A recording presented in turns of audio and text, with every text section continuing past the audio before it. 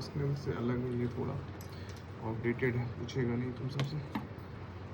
ये तो पहचानते हो के वायर है, उसी का सेम है, लखनऊ लकड़ी का कुछ नहीं यूज होता है। सॉरी के वायर नहीं, एसएस वायर है, स्टेनलेस स्टील वायर है। इन सर्कलाज करने के लिए टीबीडब्ल्यू में इसका यूज होता है, ठीक है। ये भी तुम्हारा के वायर हो गया, ये भी के वायर सब है। रस नेल, अब नेल को अलग कर लो, समझ गया ना। के वायर हो गया, डिफरेंट डायमेंशन का होता है। प्रोविजनल फिक्सेशन कभी कभी बच्चा में डिफिनेटिव फिक्सेशन के लिए भी यूज करते हैं, मतलब फाइनल फिक्सेशन के लिए। खास करके वैसा जगह यूज होता है जहाँ पर ग्रोथ प्लेट ठीक ठाक मतलब फ्यूज़ नहीं किया है। नहीं तो ये सब लग चलाने के बाद होगा कि ग्रोथ प्लेट डैमेज होगा तो ग्रोथ हैम्पर होगा। तो ये सेफ ऑप्शन होता है स्मूथ के वायर। और प्रोविजनल फिक्सेशन मतलब प्लेट कहीं लगाना है तो उसको टेम्पररी फिक्स करने के लिए इसे फिक्स करते हैं, प्लेट लगाते हैं, वायर रिमूव कर लेते हैं, ठीक है। ये क्या है बताओ? ये नेल, हाँ कुछ नेल बोलते हैं, क्लोवर लीफ से होता है क्रॉस सेक्शन में। इस पर पूछा जाता है ये इंडिकेशन क्या है, फीवर फ्रैक्चर में मोस्टली यूज होता है। और ये क्या है? आई बोलते हैं, किधर रहता है? पोस्टेरोमेडियल, पीएम फेसिस करके बोला जाता है, पोस्टेरोमेडियल डालते हैं, ठीक है। इसमें एक एंड खुला होता है। कभी कभी अगर तुम्हारे पास नेल अवेलेबल नहीं हो सब साइज का तो दो नेल को मिक्स करके भी यूज कर सकते हैं। मान लो किसी के कैनाल में 8 mm का जा रहा है, तुम्हारे पास 6 है, तो दो को भी एक साथ एंगेज करके डाल सकते हैं उसमें, ठीक है। इतना पूछेगा नहीं तुम लोग से, लेकिन पूछा अच्छा जवाब दिए तो बता सकते हो। ये क्या है? नील का शेप देखोगे तो फीमर के कर्वेचर से मैच करता है, ठीक है। ये कर्वेचर एंटीरियर होता है, तो फीमर का इंटरलॉकिंग नेल है, इंटरलॉकिंग नेल पर फीमर है। ये क्या है? ये भी फीमर का नेल है, प्रॉक्सिमल फीमोरल नेल बोलते हैं। इंटरट्रोकैंट्रिक फ्रैक्चर के लिए ये यूज होता है, या अनस्टेबल टाइप ऑफ ट्रोकैंट्रिक फ्रैक्चर में इस यूज होता है। इसके साथ एक लैग स्क्रू रहता है, नहीं दिया है, इसी तरह का रहता है, थोड़ा अलग रहता है, 6 mm और 8 mm का रहता है। इसमें 6 का जाता है, इसमें का जाता है, इसमें दिया नहीं, ठीक है। सुप्राकॉन्डाइलर मिक्स किया है, रुको बताते हैं। सेम दोनों एक ही तरह का सुप्राकॉन्डाइलर नेल है एक्चुअली। सुप्राकॉन्डाइलर नेल कहाँ यूज होता है? पीएफएन भी इसी तरह करेगा जो कंफ्यूज करेगा तुमको। पीएफएन एक भी नहीं दिया है यहाँ पर। सुप्राकॉन्डाइलर कहाँ यूज होता है? सुप्राकॉन्डाइलर है, बताते हैं। डिस्टल फीमर, डिस्टल फीमर की इस पार्ट को सुप्राकॉन्डाइल बोलते हैं, तो यहाँ यूज होगा। और इसका स्क्रू का डायरेक्शन हॉरिजॉन्टल होता है। पीएफएन रहेगा, प्रॉक्सिमल फीमोरल नेल इधर से इधर यूज होगा। लेकिन इसको दोनों को डिफ्रेंशिएट करने का तरीका रहेगा कि इसमें इस डायरेक्शन में स्क्रू नहीं जाएगा, इसमें स्क्रू का डायरेक्शन ये रहेगा। होल देखोगे तो होल का ओरिएंटेशन इस तरह से रहेगा, और नीचे का स्क्रू 6 mm का, ऊपर 8 का रहेगा। वही देख रहे थे तो इसमें नहीं था, दोनों सेम। और जो सुप्राकॉन्डाइलर का फीचर है, इसीलिए बताया कि अलग अलग है। और एक चीज़ और इसमें तुम लोग समझ लो, जो 4 होल है, तो जो ऑब्लोंग होल है वो डायनामिक होता है। कि मान लो फिक्स किए हैं 5 mm तक का कंप्रेशन देना है, तो बड़ी वेट से ही बोन इतना कंप्रेशन दे सकता है। और ये सब स्टैटिक है, इसमें स्क्रू डालने के बाद कोई डायनामाइजेशन नहीं होगा, जितना पर फिक्स करेंगे फिक्स रहेगा। और ये डायनामिक मोड में कर सकते हैं। इसमें भी देखो एक होल होगा तुम्हारा डायनामाइज करने के लिए, इसमें भी एक होल होगा डायनामाइज करने के लिए, जो सबसे ऊपर का दिया जाता है। ये उल्टा लग जा रहा है इसलिए तुम्हारा इधर से जा रहा है, इसलिए सबसे ऊपर वाला ये डायनामिक हो रहा है, समझ रहे हैं। जो प्रॉक्सिमल मोस्ट होता है उसी को डायनामिक में डालते हैं, और सारा डायनामिक का होल ऑब्लोंग रहता है, ठीक है। इसमें भी वही हाल है। ये तो फीमर का बता दिए थे। ये सुप्राकॉन्डाइलर, इसको होल से पहचानना, पीएफएन मंगवाया गया है। अगर होल का डायरेक्शन इस तरह से रहा, इस नेक के अलाउ, नेक पर रखने का जरूरत नहीं है, इस डायरेक्शन में जाएगा और ये इस डायरेक्शन में जाएगा, ठीक है। नीचे वाला सेम रहेगा, तो समझ जाना वो पीएफएन है, प्रॉक्सिमल फीमोरल नेल, और ये है डिस्टल फीमोरल नेल। इसी को सुप्राकॉन्डाइलर नेल भी बोलते हैं और डिस्टल फीमोरल नेल भी बोलते हैं। प्रॉक्सिमल डिस्टल याद रखना। कोई कंफ्यूजन होगा तो बताते जाना। ये क्या है बताओ? दोनों में कोई डिफरेंस नहीं, टूटा हुआ है एक्चुअली, लेकिन मान लो टिप इसका सीधा इसी तरह रहता, तो दोनों में कोई डिफरेंस है? बताओ।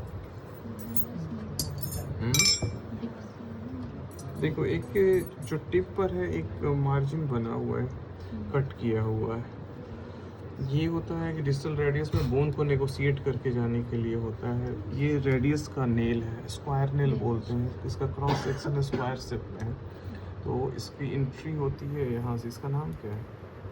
लिस्टर ट्यूबर के यहाँ पर होगा, पालपेट करोगे यहीं से एंटर करते हैं और इसी को नेगोशिएट करके उसके नीचे से जाने के लिए दिया जाता है। सेम अगर अल्लाह का रहता है तो अल्लाह स्ट्रेट नेल होता है, एकदम सीधा, उसमें कोई नेगोशिएशन का ज़रूरत नहीं होता है, सीधा चला जाता है। ठीक है, और ये टूटा हुआ था, इसको हटा दो, ये परफेक्ट है, टूटा हुआ नहीं है। दोनों में अंतर समझ रहे हो ना?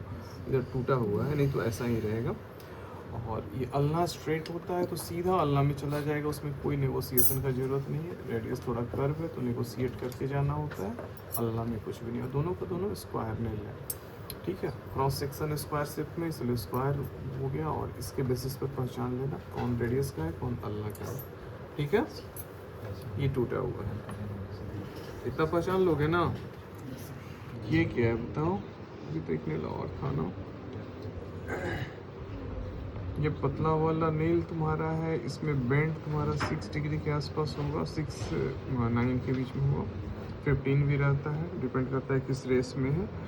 ये ह्यूमरस का नेल हो गया, इंटरलॉकिंग नेल। ठीक है, इसमें मल्टीपल डायरेक्शन में डिजिटल लॉकिंग के लिए ये प्रॉक्सिमल पार्ट होता है, ऊपर रहता है, इस तरह से लगाया जाता है। ह्यूमरस है, ह्यूमरस का एनाटॉमिकल पोजीशन में कैसे रखें, कोई बताओ? नहीं बताओ, एनाटॉमिकल पोजीशन में रखो ह्यूमरस को। हमारा ये रहेगा, तुम लोग की तरफ से बोल रहे हैं, तो नेल को लगाया जाएगा इस तरह लगेगा।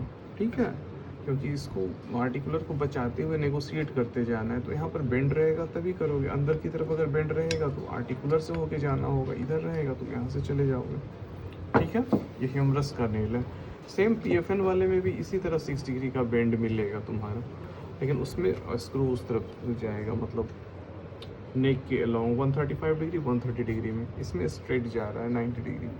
क्लियर समझ रहे हैं ना? 90 पर इसके परपेंडिकुलर जा रहा है स्क्रू, लेकिन इसमें जाएगा PFN वाले में 130 135 मोस्टली यूज होता है। 125 से लेकर 140 तक होता है मार्केट में, लेकिन 130-35 यूज होता है। फीमेल में कम का लेते हैं, मेल में ज़्यादा, क्योंकि जो नेक सॉफ्ट एंगल है मेल में ज़्यादा होता है। 135 140, फीमेल में 125-30 होता है। ठीक है, इतना तक क्लियर है?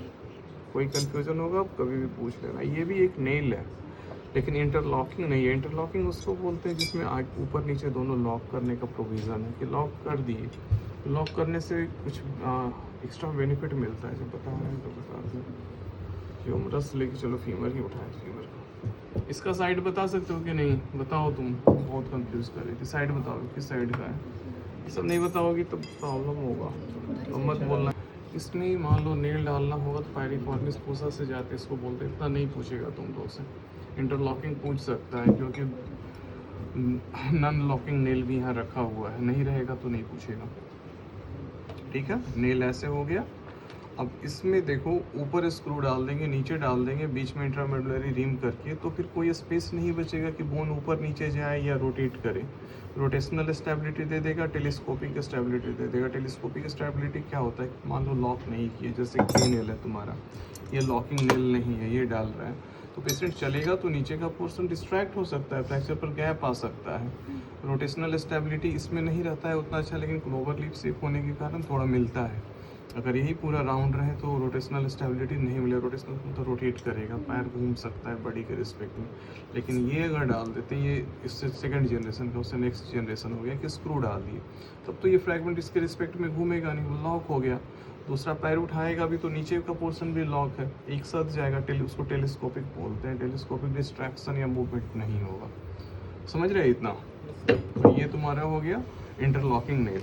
अभी इसका बात कर रहे थे ना, इसमें वैसा कुछ भी नहीं है, इंडर्स नेल है। ये भी फिंगर फ्रैक्चर के लिए यूज होता है। एंट्री डिजिटल से बनाते हैं, ऐसे करते एक नेल डालते हैं, दूसरा इधर से एंट्री बना के इधर लेते हैं। इसमें इसका पर्पस है कि फाइजल क्लोजर नहीं हो, जैसे के वायर में क्या बताया, फाइसिस को बचाना है, नहीं तो ग्रोथ हैम्पर हुआ। ठीक है, तो जो बच्चा का टूटा है, फाइसिस बचा हुआ है, उसमें इंटरलॉकिंग नहीं करते हैं। उसमें टाइटेनियम इलास्टिक नेल ये वाला डालते हैं, या फिर ये वाला इंडर्स डालते हैं। तो एक हो जाता है लैटरल से एंट्री, एक मीडियल से एंट्री करके ये इस तरह का रहेगा, दूसरा यहाँ रहेगा। तो इसमें 3 पॉइंट फिक्सेशन होता है, याद रखना। 10 से भी करेंगे तो 3 पॉइंट, इसमें भी 3, एक यहाँ होगा फिक्सेशन, एक यहाँ होगा, एक यहाँ होगा। दूसरा नेल का इधर रहेगा, एक पॉइंट यहाँ इंगेज रखेगा, एक यहाँ इंगेज रखेगा और यहाँ प्रेस करके रखता है इंट्रामेडुलरी सेंटर में। तो इसमें 3 पॉइंट फिक्सेशन मिलेगा, इसमें भी 3 पॉइंट फिक्सेशन मिलेगा। और पीडियाट्रिक एज में ये दोनों यूज करते हैं। Titanium elastic nail, TENS titanium elastic nail system वही बोला जाता है। ठीक है, क्लियर हुआ इतना? ड्रिल बिट है जिसमें बना रहेगा ड्रिल करने के लिए प्रोविजन फ्रूट टाइप का, वो तुम्हारा ड्रिल बिट है, सब पहचान लोगे। इंस्ट्रूमेंट पर अभी बात में, जो पहले इम्प्लांट पर, ये सब इम्प्लांट है। इम्प्लांट होता है जो बॉडी में इम्प्लांट किया जाता है, इंस्ट्रूमेंट जो यूज करके डालते हैं। ये क्या है बताओ? देखो एक यहाँ ये बताया था, ये बेंड ज़्यादा है, 30 डिग्री का बेंड है, इसको हर्जॉग्स बेंड बोलते हैं। कहाँ का नेल है? टिबिया का। टिबिया है? हाँ, नहीं है। इसमें बेंड इस जगह से टिबिया का रहेगा ना, मान लो टिबिया थोड़ा देख लिया, टिबिया है तो इस तरह से नेल रहेगा बॉडी में। एंड ये बेंड पोस्टीरियर रहता है, ये याद रखना। इसमें बेंड एंटीरियर रहता है फीमर में, ठीक है, इसमें एंटीरियर रहता है टिबिया में। ये हर्जॉग्स बेंड पोस्टीरियर होता है। ये भी इंटरलॉकिंग नेल है। इसमें भी सबसे ऊपर वाला जो सबसे प्रॉक्सिमल है डायनामिक है, ठीक है। डायनामाइजेशन का यूज करते हैं। अगर फिक्स कर दिए, मान लो फ्रैक्चर है यहाँ पर, फिक्स कर दिए तुम, अब ये नॉन यूनियन में जा रहा है, यूनाइट नहीं कर रहा है, तब क्या करोगे? पूछेगा डायनामिक का क्या यूज है। तो डायनामाइजेशन में, डायनामाइजेशन का मतलब जैसे एक स्क्रू तुम्हारा इसमें डाला हुआ है, लॉकिंग बोल्ट नहीं दिया है, एक लॉकिंग बोल्ट में थ्रेड और कम होता है, इतना ज़्यादा नहीं होता है, तो तुम यहाँ पर फिक्स कर दिए, ठीक है, ऊपर में फिक्स होता है मोस्टली। तो बोन के साथ फिक्स है तुम्हारा, यहाँ पर बोन के साथ फिक्स है, तो इसमें नीचे जाएगा तुम्हारा बेंड, उल्टा पड़ रहा है, तो यहाँ पर फिक्स किया हुआ है। और एक इसमें भी डाले तो स्टैटिक हो गया, और यहाँ पर कुछ गैप आ रहा है बोन में, यूनाइट नहीं कर रहा है, तो क्या करेंगे? किसी स्क्रू को निकाल देंगे या इसको भी निकाल देंगे, तो स्क्रू रहेगा नहीं। तो जो बोन के साथ का पोर्शन है पूरा एक साथ ऊपर की तरफ जाएगा, नीचे वाला पोर्शन को लेके ये ऊपर जाएगा, इतना स्पेस मिलेगा ऊपर जाने के लिए। तो जब भी चलेगा वहाँ पर कंप्रेशन आएगा, तो यूनियन को प्रमोट करेगा।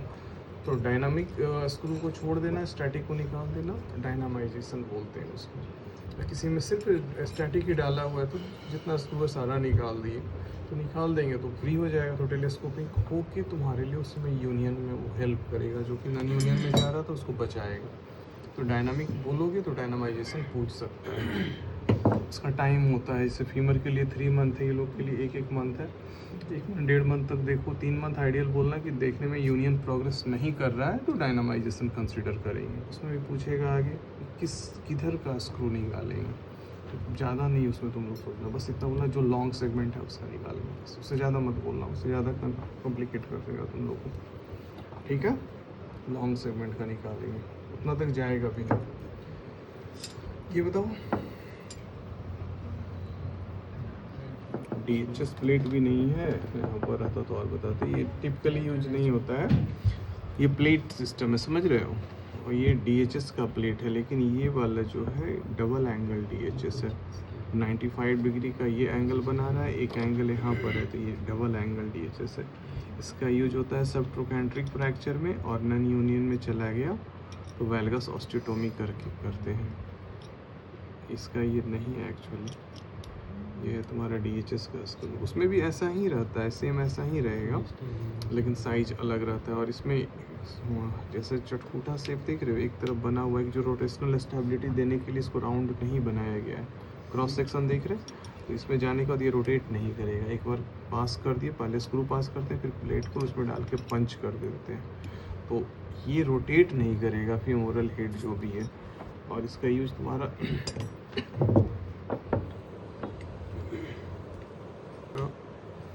IT में होगा, तीसरा सब ट्रोकेंट्रिक में होगा, चौथा नॉन यूनियन में जा रहा है तब यूज होगा, ठीक है। इमरजेंसी और भी रह सकता है, समझ गए इतना। तो इसको लैग स्क्रू बोलते हैं। DHS प्लेट के साथ यूज होने वाला स्क्रू को लैग स्क्रू बोलते हैं। ये 8 mm का रहता है या 13 mm का रहता है, ठीक है। ये सब पढ़ लेना डायमेंशन सब, यहाँ पहचानना मेन पर्पस है कि तुम लोग पहचान लो, और इसका एग्जैक्ट डायमेंशन सब पढ़ लेना। ये 13 रहता है, इधर 8 रहता है इसका डायमीटर, ठीक है। और ये डबल एंगल DHS बोल सकती हूँ, डबल एंगल DHS बोल देना, डायनामिक हिप स्क्रू। और यहाँ यूज होगा नेक ट्रिमर वाले पे, इसमें जा रहा है क्या, नन यूनियन में जा रहा है तब होगा, सबट्रोकेंट्रिक फ्रैक्चर है तब होगा, अनस्टेबल टाइप है तब यूज होगा, ठीक है। समझ रहे इतना? पीछे वाला लगता है नहीं सुन रहा है। प्लेट एक ही तरह का दिया है, दोनों एक ही तरह का प्लेट है।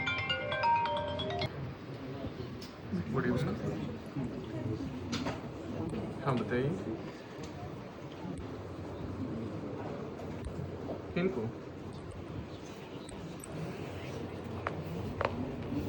पूरा सब साइड करने के बाद ही होगा और डेवलप करेगा। देखिए इसका आइडियल 2 दिन के अंदर, 2 दिन के अंदर हुआ ठीक है, नहीं तो मैं 10 से जब तक है तब तक नहीं करते हैं। बताओ ऑल बोलते हैं बोन में, जब अगर एंट्री बनाना ऑल AWL, ठीक है। जैसे नेल को डालना होगा ना तो पहले गाइड वाइड डालते हैं, तो इसी से एंट्री बनाते हैं। जगह पॉइंट पर रखो, इमेज में देखो। अगर तुम्हारा टेक्निकल स्किल अच्छा है तो इमेज देखने का ज़रूरत नहीं पड़ेगा, अपने स्किल से पहुंच जाओगे। और इस एरिया में आर्टिकुलर को छोड़ के और जो सबसे नियरेस्ट पार्ट होगा वहाँ रखेंगे। बट 5 to 10 डिग्री का नेगोशिएशन करना पड़ता है, इसलिए ह्यूमरस नेल में देखोगे एक बेंड रहता है 6 डिग्री का, कि नेगोशिएट करके भी तुमको जगह बन जाए लगाने का। देख रही हो, ओरिएंटेशन इसी तरह का आएगा। ऑल AWL ऑल है, और तुम्हारे हाथ में स्क्रू ड्राइवर, इसे बोन में भी छेद होता है। और कुछ करना चाहो तो कर सकती हो, तुम्हारा तो। इसका नाम बताओ। ये बहुत खतरनाक होता है ऑर्थोपेडिक्स में। जैसे अभी भी कोई भी सर्जरी में, इंटरेस्टिंग बात इसलिए बता रहे हैं, सबसे ज़्यादा मोर्टेलिटी रिपोर्टेड कहाँ है? मोर्टेलिटी रिपोर्टेड सबसे ज़्यादा किस केस में? हिप में नहीं, general surgery, orthopaedic surgery, neuro surgery, सबसे ज़्यादा रिपोर्टेड है ऑर्थोपेडिक सर्जरी में। अब तक का कितना कोई पढ़ा है? नहीं पढ़ा है। 400%। जब पेशेंट का अम्पुटेशन हो रहा था सबसे पहले, जब उस समय स्टेराइल रखने का उतना तरीका सब अच्छा नहीं था, तो जिसका अम्पुटेशन एक का करना था किया गया, जिसका हुआ वो तो सेप्टिसीमिया में जाके मर गया। उसको देख रहा था एक अटेंडेंट, वो देख के शॉक में चला गया, वो भी मर गया। तीसरा था 300% था। तीसरा था ड्रेन लगाया जाता है, उसका भी इसी तरह का मार्जिन रहता है। जब ड्रेन लगाया जा रहा था तो वो निकला, और निकलने के बाद जो असिस्टेंट था उसके पेट में, उसको भी सेप्टिसीमिया, वो भी मर गया। तो अब तक की हिस्ट्री में सबसे ज़्यादा मोर्टेलिटी रिपोर्टेड हुई है 300% एक सर्जरी में। एक सर्जरी में 3 आदमी मरा था, ठीक है। अब इसको बताओ, इसको बोलते हैं DCP प्लेट। इसी में अगर मार्जिन पर यहाँ पर तुम्हारा रहेगा थ्रेड बना हुआ तो लॉकिंग प्लेट होता है। और अच्छा जो रहता है इम्प्लांट वाला बनाया है, कॉम्बी होल रखता है कि एक तरफ थ्रेडेड रखता है, एक तरफ नॉर्मल रखता है। तो उसमें तुम्हारा DCP की तरह भी यूज कर सकते हैं, लॉकिंग की तरह भी। उसको LC DCP बोलते हैं, लो कॉन्टैक्ट डायनामिक कंप्रेशन प्लेट, ठीक है। डायनामिक कंप्रेशन क्यों बोलते हैं? इसमें देखोगे कि मार्जिन के पास यहाँ पर स्लोप है एक, ठीक है, इधर स्लोप है। तो स्लोप रखने से क्या होता है कि जब स्क्रू, इसका भी हेड यहाँ पर है, अगर यहाँ पर ड्रिल करके तुम बोन में टाइट करें तो यहाँ ये पोजीशन आएगा, और ये इस पोजीशन में बोन के साथ ये पकड़ लेगा तुम्हारा स्क्रू, और ये एग्जैक्ट हेड का पोजीशन ये रहेगा, ठीक है। देख रहे हो सारे लोग। और इसके बाद और इसको टाइट करेंगे तो स्क्रू इधर आएगा, सेंटर में आने का प्रयास करेगा, स्लाइड करेगा, और इधर बोन को ग्रिप कर चुका है। फ्रैक्चर यहाँ पर बीच में है, तो नीचे वाले बोन को यहाँ से स्लाइड करके इधर लाएगा, तो 4 to 5 mm का कंप्रेशन देगा। समझ में आया? डायनामाइज हो, यहाँ से डायनामिक मोड में इधर आया, कंप्रेशन दिया, इसलिए इस प्लेट को डायनामिक कंप्रेशन प्लेट बोलते हैं, ठीक है। ये और इधर से तुम कंप्रेशन दे दोगे, 1 mm का इधर आएगा, मान लो इधर दे दिए, दूसरा एक इस तरफ लगाने के समय ये ख़राब हो चुका है, इस तरफ भी लगाओगे तो यहाँ से भी एक प्लेट यहाँ पर, इतना जब सोचो कि इतना पास हुआ बोन में, तब तक तो प्लेट से कोई खास मतलब इसको नहीं है, लेकिन इससे नीचे आएगा, जब इधर नीचे आएगा प्लेट तो वहीं रहेगा, और ये पार्ट बोन को पकड़ चुका है। यहाँ पर तुम्हारा जैसे बोन है नीचे मान लो, तो बोन में ये इंगेज हो चुका है, तो यहाँ से इस तरफ आएगा, सेंटर में लाएगा, तो बोन को इस तरफ लाने का प्रयास करेगा, तो बोन इधर आएगा, इधर का इधर आएगा, तो दोनों के बीच में कंप्रेशन होगा फ्रैक्चर साइड पर, इसलिए इसको डायनामिक कंप्रेशन प्लेट बोलते हैं। ये 3.5 mm का है, ये भी 3.5 का ही लो प्रोफाइल दिया है, 4.5 का और चौड़ा होता है, लो प्रोफाइल में है, ठीक है। ये जनरली रेडियस अल्ना के लिए यूज होता है, और ये ह्यूमरस के लिए इससे भी जो मोटा रहता है 4.5 वाला टिबिया फीमर में यूज होता है, ठीक है। इसमें स्क्रू का नंबर वगैरह भी पढ़ना है, पढ़े हो कितना स्क्रू लगाना चाहिए। 4 आर्म के लिए जब भी रहेगा तो 6 कॉर्टेक्स बोलते हैं कि कॉर्टेक्स फ्रैक्चर के ऊपर प्रॉक्सिमल और डिस्टल होना चाहिए, फ्रैक्चर यहाँ पर है, 6 कॉर्टेक्स चाहिए।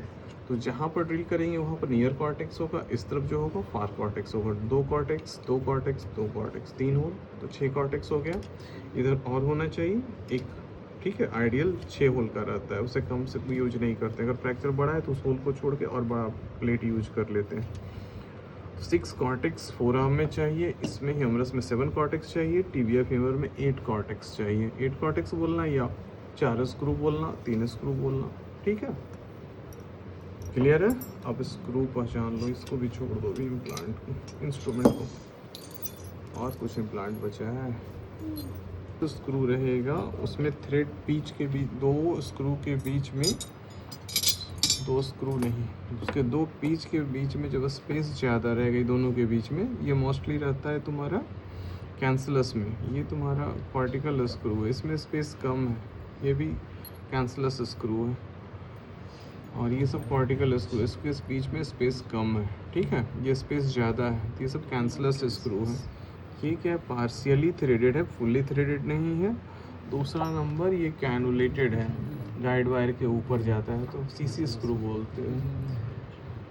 कैनुलेटेड कैंसलस स्क्रू पूरा बोलोगे तो पार्शियली थ्रेडेड सीसी स्क्रू, या कैनुलेटेड कैंसलस स्क्रू बोलेंगे, वाशर के साथ यूज होता है जनरली। ये कैंसलस स्क्रू है, ये एक्चुअली एस्टाबुलम का है, लेकिन तुम लोग को उतना ऊपर नहीं जाना है, तो सब मत बोलना, चुपचाप कैंसलस बोल के निकाल जाना। ये कॉर्टिकल स्क्रू है, नॉन लॉकिंग रहेगा, जिसमें यहाँ पर थ्रेड रहेगा। प्लेट में भी जैसे थ्रेड बताए थे ना रहता है, वैसे ही रहता है। थ्रेड का मतलब गुना किया हुआ रहेगा, इसमें भी रहेगा, जो दोनों एक दूसरा में फिट होके लॉक हो जाएगा, प्लेट के साथ लॉक हो जाता है। वो रिजिड फिक्सेशन देता है, जनरली ऑस्टियोपोरोटिक बोन में यूज करते हैं, ठीक है। वो सब प्लेट एक भी नहीं यहाँ पर रखा है, हो सकता है लाएगा तो तुम लोग पहचान लेना। और इसमें थ्रेडेड रहेगा तो समझ लेना लॉकिंग स्क्रू है। लॉकिंग स्क्रू कॉर्टिकल भी होता है, लॉकिंग कैंसलस भी होता है। इस तरह का थ्रेड रहेगा और यहाँ पर भी थ्रेडिंग रहेगा इस हेड में, तो समझ लेना वो कॉर्टिकल लॉकिंग स्क्रू है, ठीक है। ये भी देखो पतला वाला, लेकिन ये पार्शियली थ्रेडेड कैंसलस स्क्रू है, लेकिन कैनुलेटेड नहीं है, ठीक है। ये भी तुम्हारा कैनुलेटेड नहीं है, सब नॉर्मल पीसीपी का स्क्रू है। ये सब तुम्हारा वैसे पार्शियल। ये क्या है, ये अलग स्क्रू है तुम्हारा। ये स्क्रू, दोनों स्क्रू में कुछ डिफरेंस है, बता सकते हो तुम लोग? टिप का डिफरेंस है, इसका टिप ट्रोकार्ड टिप्ड है, ठीक है। ट्रोकार्ड टिप पार्शियली थ्रेडेड जो स्क्रू होता है, नॉन कैनुलेटेड, इसका यूज स्पेसिफिक यूज है, एकदम टिपिकल यूज है, एक ही जगह यूज होता है, मैल्यूलस फ्रैक्चर में, मीडियल मैल्यूलस में, ठीक है। इसे मैल्यूलर स्क्रू बोलते हैं, पूछ सकता है। इसका डिफिनीशन पढ़ लेना, पूरा याद नहीं है, लेकिन डिफिनीशन इसी तरह से है, partially threaded cancellous screw with trocar tipped करके कुछ है ऐसे ही, जिसमें तुम्हारा ट्रोकार्ड टिप इंक्लूडेड होगा, पार्शियली थ्रेडेड होगा, कैंसलस होगा, नॉन कैनुलेटेड, ये सब वर्ड आ जाना चाहिए। डिफिनीशन पढ़ लेना बुक से, ये 4 पॉइंट के साथ रहेगा, ठीक है। मैल्यूलर स्क्रू ये अलग है, टिप को देखना पहचाना, ये सब में अलग है। ये सब के टिप में फ्लूट बना हुआ है, जो बोन को कट करके चला जाएगा। देखो यहाँ पर एक जो कटा हुआ है, इसमें सब देखोगे राउंड नहीं है, जो कटा हुआ है ना, ये बोन को कट करके चला जाता है, इसी को फ्लूट बोलते हैं। ये दिख रहा है, तो इसमें कट करके जाने का तरीका अलग होता है, इसका कट करने का तरीका अलग है। ट्रोकार्ड टिप में बोन को कट करता है, ठीक है। इसका बिवेल टिप है, जिसको पंच करके जाते हैं, समझे तुम लोग। इसमें भी देखो ये नॉन टैपिंग है, तो इसमें टैप करके जाना हुआ, नॉन कटिंग, इसमें फ्लूट नहीं बना हुआ है, तो इसमें तुमको टैप करना होगा डालने के लिए। तो इससे पहले टैप करोगे, टैप में देखोगे हमेशा बना हुआ रहता है फ्लूट यहाँ पर जो है ना, पूरा बोन काटने के लिए। तो इसको ड्रिल कर लेंगे पहले ड्रिल बिट से, फिर इसको चला के उसमें इसका मतलब खांच समझो या थ्रेड रहो बना लेंगे। उसके बाद इस तरह का स्क्रू रहेगा, उसको कस सकते हैं ये वाला। ये सब ऐसे ही जा सकता है क्योंकि इसमें बना हुआ है कट करने के लिए, फ्लूट बोलते हैं उसको। ठीक है, सब स्क्रू देख लिए। ये स्क्रू, ये भी एक अलग स्क्रू, इसका यूज होता है तुम्हारा डिस्टल फीमोरल नेल जो है ना, इसका डिस्टल वाले में यूज होता है इस तरह का स्क्रू। पार्सली थ्रेडेड है, ट्रूगार्ड टिप्ड है, लेकिन मैल्यूलर नहीं है ये, क्योंकि इसका एक अलग मतलब क्या कहें, डायमेंशन से ही पहचानोगे। ये 4 mm का रहता है, ये तुम्हारा 6 तक चला जाता है। ये 4 का ही रहेगा मैल्यूलर स्क्रू हमेशा, इसमें 4 का कभी यूज नहीं करते। इसका 4.9 या 6 का यूज होता है। ठीक है, तो जो मोटा रहेगा दिखेगा तुमको समझ में आ जाएगा। डिस्टल फीमोरल नेल का स्क्रू होता है डिस्टल में यहाँ पर डालने के लिए, ये है, और मोटा रहता भी है ये, इसके लिए फिट नहीं है। ठीक है, लेकिन मैल्यूलर 4 mm का रहेगा, पतला, इतना पतला इसमें कभी नहीं यूज होता है। तो 4 mm भी तुम्हारे डिफिनीशन में यूज होगा मैल्यूलर स्क्रू में। मैल्यूलर बताते के साथ पूछ देगा मैल्यूलर स्क्रू का डिफिनीशन।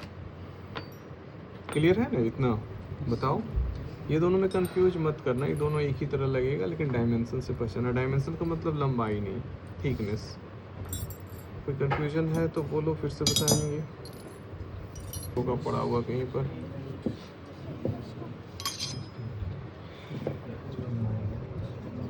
बताओ।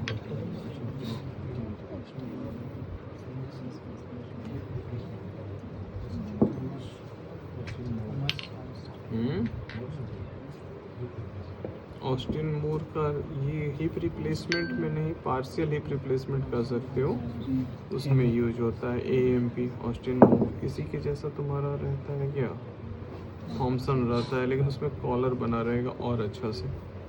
ठीक है,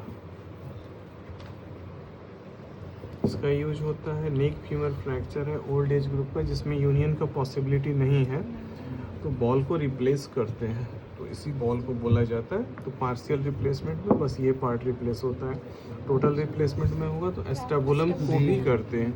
और ये जो स्क्रू देख रहे थे एस्टेबुलम कप में लगाने वाला स्क्रू, लेकिन तुम लोग मत बोलना, उतना डीप में मत जाना।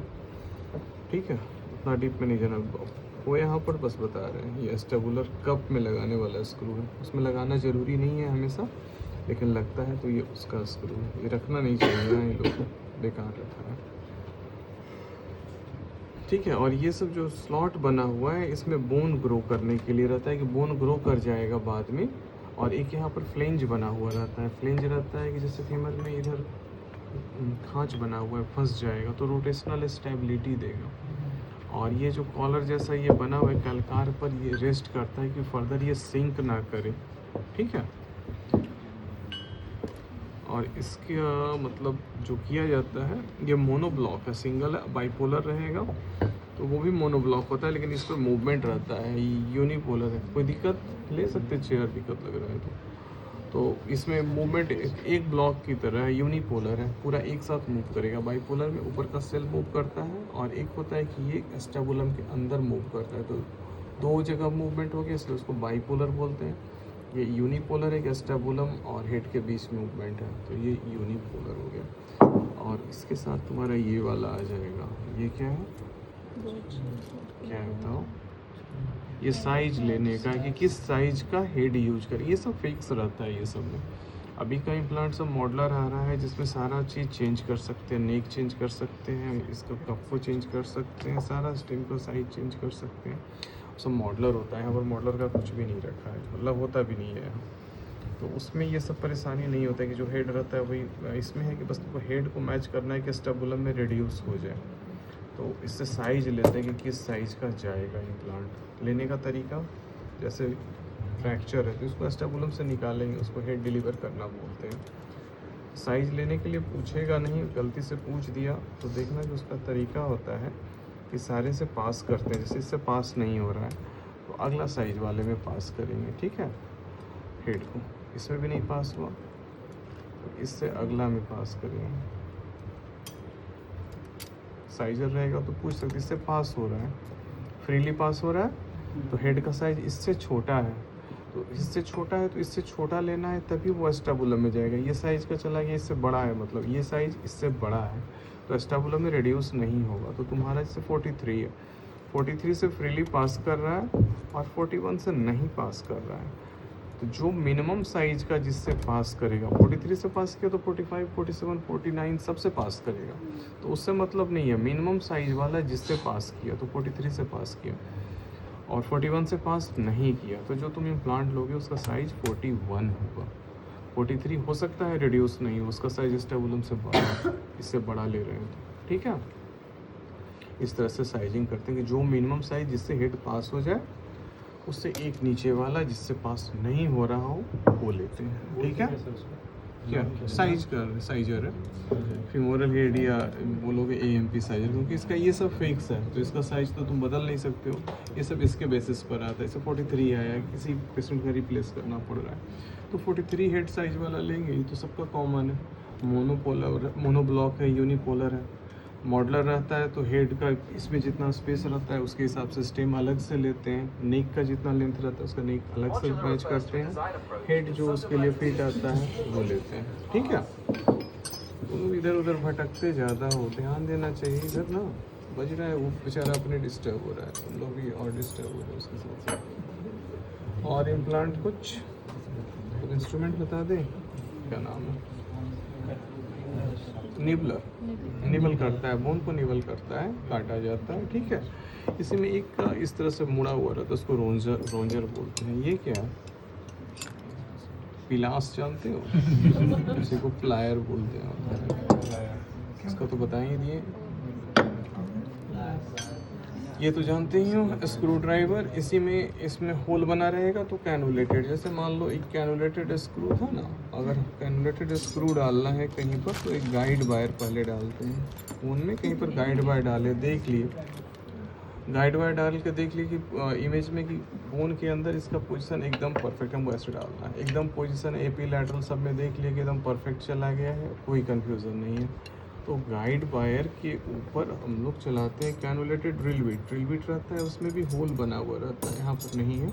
तो गाइड वायर के ऊपर चलाएंगे तो ट्रैक बदलेगा नहीं, इसी ट्रैक में होगा। फिर इसी के ऊपर गाइड वायर को बिना निकाले स्क्रू को डालते हैं और उस पर कैनुलेटेड स्क्रू ड्राइवर, ये तो जाएगा नहीं, उसमें भी कैनुलेटेड रहता है तो चला जाता है, तो गाइड वायर के ऊपर इसको फंस लेते हैं। तो इससे हो कि जैसे फिक्स किए वैसा का वैसा रह गया, ना ट्रैक बदला, ना ट्रेजेक्ट्री बदला, ना फिक्सेशन इधर उधर हुआ। तो कैनुलेटेड का पूरा सिस्टम होता है, उसमें गाइड वायर होता है, कैनुलेटेड स्क्रू होता है। उसका स्टार्ट करना गाइड वायर से कि जिस पर जो गाइड करेगा तुम्हारे स्क्रू को, गाइड वायर पहला, दूसरा उसके ऊपर चलने वाला ड्रिल बिट, ड्रिल करोगे तभी कुछ होगा, तीसरा कैनुलेटेड स्क्रू, चौथा कैनुलेटेड स्क्रू ड्राइवर, ठीक है। 1 by 1 याद रखोगे ना, नहीं भूलोगे, रैंडम याद करोगे तो भूल जाओगे। ऑल समझिए। अब क्या बचा, ये क्या है, स्कूप भी बोलते हैं, गूज भी बोलते हैं। गूज अलग थोड़ा होता है, स्कूप भी बोलते हैं, गूज थोड़ा सा अलग होता है। इससे बोन को जो इन्फेक्टेड है या टिश्यू है उसको स्कूप कर करके हटाते भी हैं, ठीक है।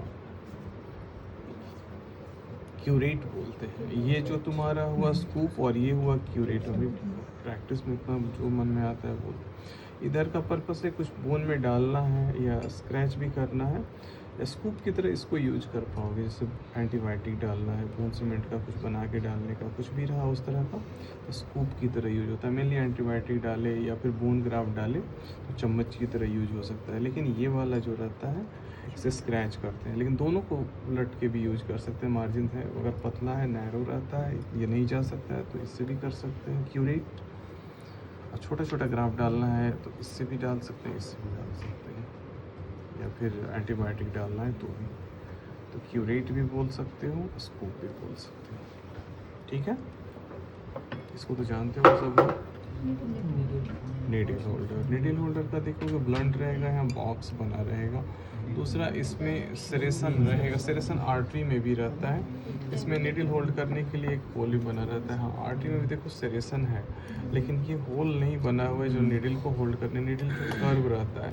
तो कर्व वाले को तो एक पॉइंट पर होल्ड करेगा, इसमें स्लॉट बना है कि वहाँ भी होल्ड करेगा, जैसे 3 पॉइंट फिक्सेशन बताए थे ना, दोनों मार्जिन पर भी करेगा और बीच में गैप है वहाँ पर ज़्यादा 2 एरिया कॉन्टैक्ट में डालेगा।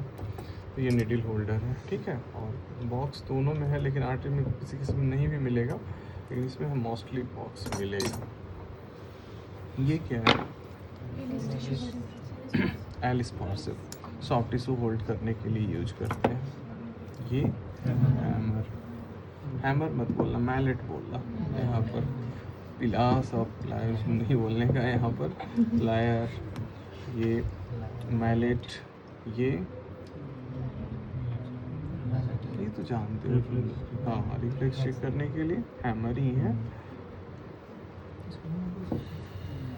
इसका भी कुछ नाम, अलग नाम था, नाम भूल रहे हैं। एग्जामिनेशन वाले में क्या नाम बोलते हैं इसका?